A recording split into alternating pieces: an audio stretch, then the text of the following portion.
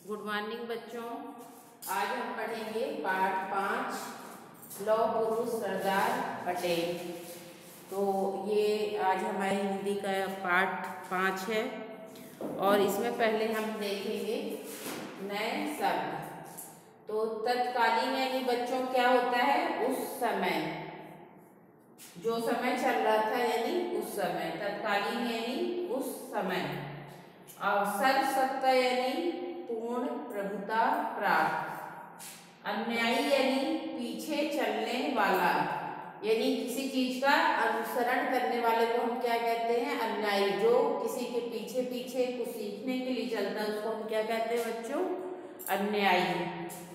अप्रतिम यानी बेजोड़, जिसकी कोई तुलना न की जा सके उसे क्या कहते हैं, बेजोड़। हठी यानी जिद्दी। हठी यानी क्या होता है बच्चों, जिद्दी, यानी किसी तरह का हट करना यानी जिद करना। और महती आकांक्षा यानी बड़ी इच्छा। कहते हैं ना महती आकांक्षा, महती आकांक्षा यानी बड़ी इच्छा रखना।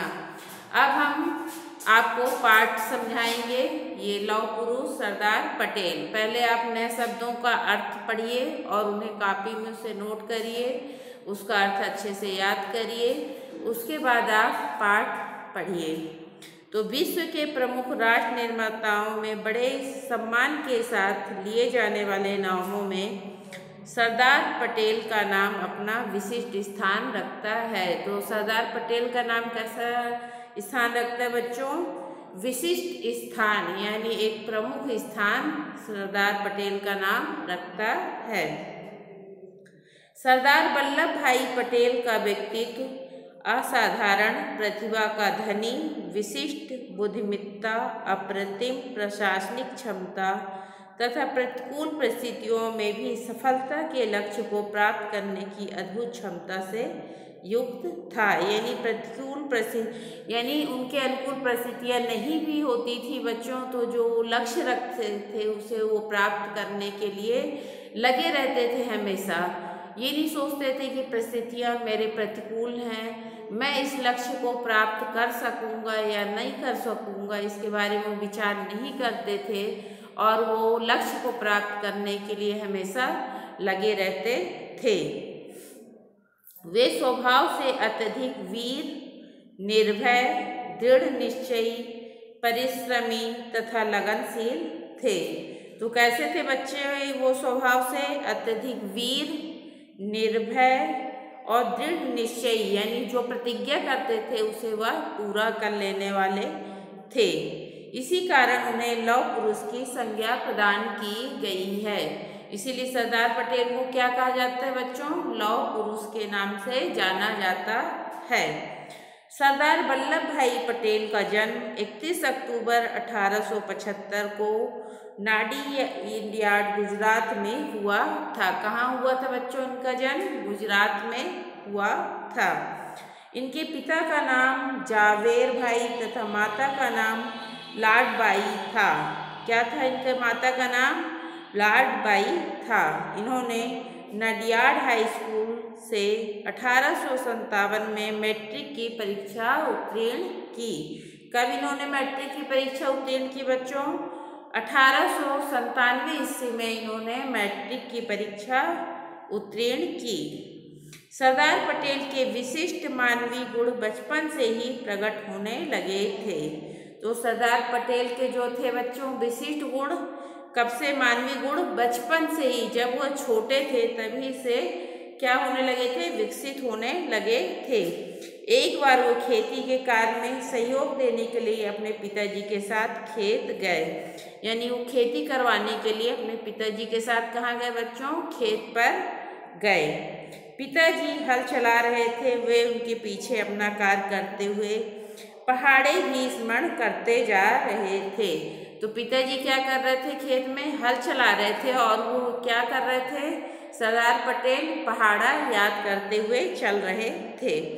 पहाड़े की कंठस्थ करने में इतने तल्लीन हो गए कि वे डाब नामक घास की पक्षीण बड़ा कांटा कब उनके पैर में चुभ गया उन्हें पता ही ना चला। कब उनके पैर में कांटा चुभ गया पढ़ते पढ़ते उनको पता भी नहीं चल पाया बच्चों। बालक के पैर से बहते रक्त को देखकर पिता दंग रह गए। जब उनके पिताजी देखे कि इनके पैर से खून बह रहा है तो क्या हुए बच्चों, दंग रह गए। उन्होंने बालक की दृढ़ता को सराहते हुए पैर से कांटा निकाला और उस पर काट वृक्ष की पत्तियां रगड़ दी, जिससे खून बहना क्या हुआ बच्चों, बंद हो गया। व्यक्तिगत जीवन में सरदार पटेल बड़े ही सहृदयी एवं सच्चे मित्र के रूप में विख्यात थे। कैसे थे ये, सहृदयी थे और एक सच्चे मित्र के रूप में क्या थे बच्चों, ये विख्यात थे। विषम परिस्थितियों में किसी भी मित्र के काम आने के लिए अपने आप को वचनबद्ध मानते थे। कैसी भी परिस्थिति हो, विषम परिस्थिति हो, ये क्या करते थे, अपने मित्रों की सहायता करने के लिए अपने को वचनबद्ध मानते थे। ठीक है बच्चों, अब आगे देखते हैं हम क्या है। वे किसी भी विश्व भाव या विचार को तत्काल समझ जाते और अगले ही क्षण तद अनुरूप कार्रवाई करते थे। सरदार पटेल प्रतिक्षण सजग, सचेत, स्फूर्तिवान थे। स्वस्थ हों या अस्वस्थ, सोते हों या जागते, हर क्षण हर स्थिति में उनका ध्यान राष्ट्र की तत्कालीन व महत्वपूर्ण समस्याओं एवं समाधान पर लगा रहता था। उनका ध्यान कहाँ रहता था बच्चों, राष्ट्र की समस्याओं की ओर लगा रहता था। ठीक है बच्चों, राष्ट्र हित के लिए अर्जित बड़ी बड़ी सफलताओं के कारण सरदार पटेल ने जितनी महानता अर्जित की उससे कहीं अधिक आपने मानवीय गुणों के कारण वे महान बने। किसके कारण वो महान बने बच्चों, अपने मानवीय गुण के कारण सरदार पटेल क्या बने, महान बने। उनके पास हाजिर जवाबी तथा विनोद प्रियता का अक्षय और असीम कोश था। हाजिर जवाबी यानी किसी भी प्रश्न का उत्तर वे तुरंत देते थे। अपने सहायकों अनुयायियों के द्वारा कभी कोई अपराध हो जाने पर भी वे उस पर कृपा किया करते थे। अगर उनके साथियों की ओर से कोई भी गलती हो जाती थी तो वो क्या करते थे बच्चों, उसे माफ़ कर दिया करते थे। पूरी तरह चिंतन मनन करके ही वे अपनी स्वीकृति प्रदान करते थे। यानी किसी चीज़ को पूरी तरह से सोच विचार कर ही अपनी स्वीकृति देते थे। कौन बच्चों, सरदार पटेल जी। भारत के 150 वर्ष के दासता काल में पटेल जैसे व्यक्तित्व उत्पन्न नहीं हुआ जो मनुष्य की अंतर्निहित शक्ति को पहचानने में गलती न करते हुए कार्य करे तथा उसकी विस्तृत रूपरेखा एवं संभावनाओं को भांप सके। सरदार पटेल का मस्तिष्क संकेतात्मक ज्ञान कोश के समान था। कैसा था बच्चों इनका मस्तिष्क, संकेतात्मक कोश के समान था।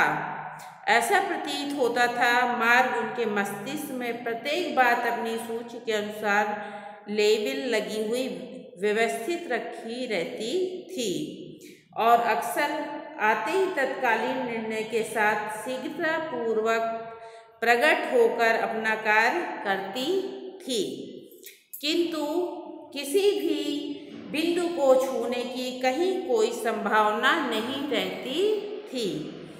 हठी विद्रोहियों की विनयानुशासन में लाना उन्हें भली प्रकार से आता था। यानी जो हठी लोग थे उन्हें अनुशासन में किस प्रकार लाया जाए उन्हें अच्छी तरह से ये बात आती थी। उन्होंने कभी भी शक्ति प्राप्त करने की लालसा नहीं की। किस चीज़ की लालसा नहीं की बच्चों, उन्होंने कभी भी शक्ति प्राप्त करने की उन्होंने लालसा नहीं की। वह तो उनके हाथ में बलात् थमा दी जाती थी। किसी भी कार्य की पूर्णता के अंतिम क्षण तक वे अपने आप को पर्दे के पीछे ही रखते थे। किसके पीछे रखते थे बच्चों, वो अपने आप को पर्दे के पीछे ही रखते थे। किंतु जिस युद्ध का उनको सेनापति बनाया जाता उनमें उनकी आज्ञा अंतिम होती थी। यानी जब भी वो सेनापति बनते थे किसी युद्ध में, तो उनकी आज्ञा क्या होती थी, वो जो बोलते थे, जो आज्ञा देते थे, वो अंतिम मानी जाती थी।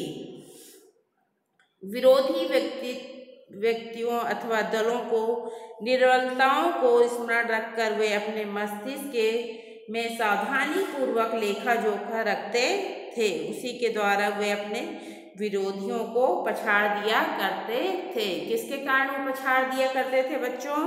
वो विस्तृत लेखा जोखा कहाँ रखते थे? अपने दिमाग में रखते थे, जिसके कारण वे अपने जो उनके विरोधी थे उनको वो क्या करते थे? पछाड़ दिया करते थे। स्वतंत्रता प्राप्ति के पश्चात प्रथम गृह मंत्री के पद को सुशोभित करते हुए जो महत्वपूर्ण कार्य सरदार पटेल ने किए, उनमें से प्रमुख है देशी रियासतों का एकीकरण। यानी देशी रियासतों को उन्होंने क्या किया? एकीकरण किया। अंग्रेज भारत छोड़ते समय 500 से अधिक सरदार पटेल ने अपनी कुशल राजनीति सूझबूझ से इन सभी रियासतों का एकीकरण करके उस समस्या का निदान चुटकियों में कर डाला। जो समस्याएं थीं उनका निदान किस तरह से करते थे सरदार पटेल? चुटकियों में कर दिया करते थे। सरदार पटेल एक उदार नेता, विनयशील, अन्यायी, कृपालु मित्र और श्रेष्ठ राष्ट्र निर्माता थे। क्या थे बच्चों? ये श्रेष्ठ राष्ट्र निर्माता थे, यानी एक अच्छे राष्ट्र के निर्माता के रूप में सरदार पटेल को जाना जाता है। वे अपने चरण दृढ़ता के साथ भूमि पर जमा कर राष्ट्र निर्माण में संपूर्ण शक्ति से योगदान देते थे। क्या करते थे वो? राष्ट्र निर्माण में संपूर्ण शक्ति से योगदान देते थे। जीवन के अंतिम दिनों में वे अस्वस्थ काल में चिकित्सकों द्वारा चेतावनी देने पर भी उनकी स्थिति खतरनाक होती गई। पूर्ण विश्राम करें, बिना रुके निरंतर कार्य करते रहे, क्योंकि उन्हें क्या लगा था? अपने देश को आगे बढ़ाने के लिए और देश की सेवा करने के लिए वे हमेशा लगे रहते थे। इसलिए उनका स्वास्थ्य क्या था? बिगड़ता जा रहा था बच्चों, और वो अपने देश को आगे बढ़ाने के लिए हमेशा प्रयत्नशील रहे। उनकी भावना थी कि पूर्व में किया गया श्रम तो स्वराज्य के लिए था, किंतु आज जब हमें स्वराज्य प्राप्त हो गया है, उससे भी अधिक श्रम की आवश्यकता उन्हें महसूस होने लगी। तभी देश का उत्थान सही अर्थों में हो सकेगा और तभी स्वतंत्रता के लिए किए गए त्याग और बलिदान की सार्थकता होगी। ये किसका कहना था बच्चों? सरदार पटेल जी का था ये कहना। अब आप क्या करेंगे बच्चों? पहले कॉपी में जैसा कि आपको शब्दार्थ लिखाया गया है, पाठ डालेंगे, 5 पाठ का नाम डालेंगे आप कॉपी में, लौह पुरुष सरदार पटेल। फिर नए शब्द लिखेंगे आप, तत्कालीन यानी उस समय, सर्वसत्ता यानी पूर्ण प्रभुता प्राप्त, अन्यायी यानी पीछे चलने वाला, अप्रतिम यानी बेजोड़, हठी यानी जिद्दी, और महती आकांक्षा यानी बड़ी इच्छा रखने वाला। इस तरह से आप कॉपी में शब्दार्थ पूरा करेंगे। फिर सही शब्द चुनकर क्या बनाएंगे? जोड़ी बनाएंगे। सही शब्द चुनकर क्या करेंगे बच्चों? आप जोड़ी बनाएंगे। और फिर आप क्या करेंगे? ये बन जाएगा लौह पुरुष, किससे मिलाएंगे? सरदार पटेल। लौह पुरुष किसको कहा जाता है बच्चों? सरदार पटेल को कहा जाता है। महात्मा किसे कहा जाता है? गांधी को कहा जाता है। देशबंधु किसे कहा जाता है? चित्तरंजन दास को कहा जाता है। और लोकमान्य कौन कहा जाता है? बाल गंगाधर तिलक। ये आप कंप्लीट कर लेंगे कॉपी में, शब्दार्थ और वस्तुनिष्ठ प्रश्न। अब आते हैं हम अति लघुत्तरी प्रश्न, और ये खाली स्थान। तो दिए गए विकल्पों में से सही शब्द चुनकर रिक्त स्थानों की पूर्ति करिए। तो आप इस रिक्त स्थानों की पूर्ति करेंगे। सरदार पटेल को कहा जाता है, क्या कहा जाता है? लौह पुरुष कहा जाता है। सरदार पटेल के बचपन से ही प्रकट होने लगे थे क्या? प्रमुख गुण। क्या प्रकट होने लगे थे बच्चों? प्रमुख गुण। और आपके पास हाजिर जवाबी तथा विनोद बेता का अक्षय क्या था? असीम कोश था। और ये लास्ट है बच्चों, हठी विद्रोहियों को, तो क्या है बच्चों? ये विनयानुशासन में लाना उन्हें भली प्रकार से आता था। इस तरह से आप कॉपी कंप्लीट करेंगे और ये अति लघुत्तरीय प्रश्न भी आप कंप्लीट करेंगे। ठीक है ना बच्चों? अति लघुत्तरीय प्रश्न क्या है? पहला, सरदार पटेल का स्वभाव कैसा था? दूसरा, सहायकों और अनुयायियों द्वारा भूल करने पर सरदार पटेल क्या करते थे? तीसरा, सरदार पटेल ने गृह मंत्री के रूप में कौन सा महत्वपूर्ण कार्य किया? चौथा, सरदार पटेल की प्रबल आकांक्षा क्या थी? पटेल को सरदार की उपाधि कैसे मिली? और लघुत्तरीय प्रश्न भी आप कॉपी में अपने हिंदी के कंप्लीट करेंगे। इस तरह से आज का वीडियो आपका समाप्त होता है। अगले वीडियो में हम फिर मिलेंगे।